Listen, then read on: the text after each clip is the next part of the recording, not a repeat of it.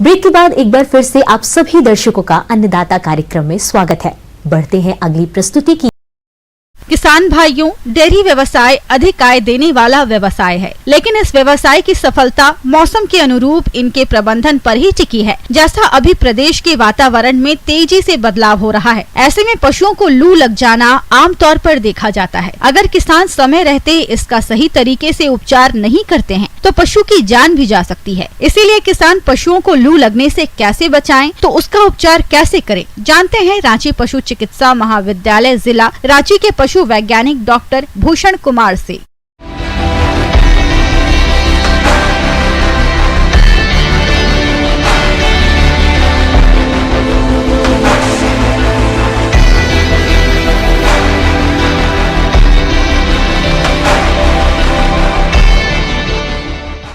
जैसे कि अभी हम लोग जान रहे हैं कि अभी जो तापमान बहुत ज़्यादा बढ़ चुका है और गर्मी अपने प्रकोप में है और इस समय पशुओं में लू लगने की बहुत बड़ी समस्या होती है।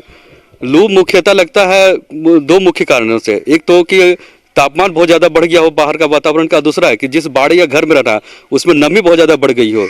तो दोनों ही रूप में पशुओं को लू लगने की समस्या हो सकती है।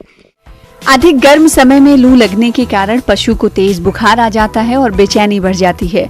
पशुओं को आहार लेने में अरुचि, हाफना, मुंह से जीभ बाहर निकलना, मुंह के आसपास झाग आ जाना, आंख व नाक का लाल होना, नाक से खून बहना, पतला दस्त होना, उसकी हृदय की धड़कन तेज होना आदि लू लगने के प्रमुख लक्षण हैं।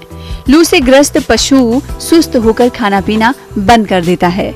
शुरू में पशु की श्वसन गति एवं नाड़ी गति तेज हो जाती है।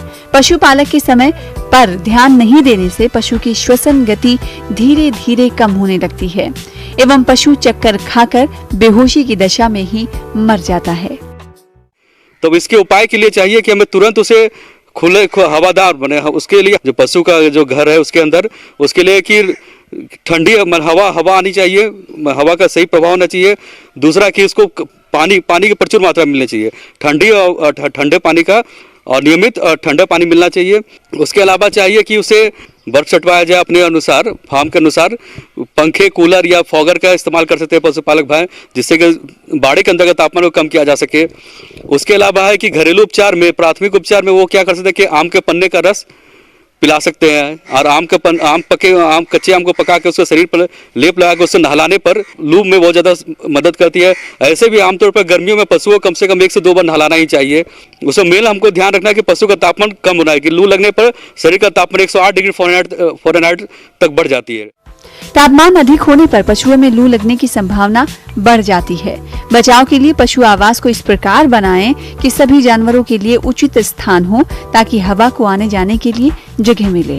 ध्यान रहे कि शेड खुला हवादार हो।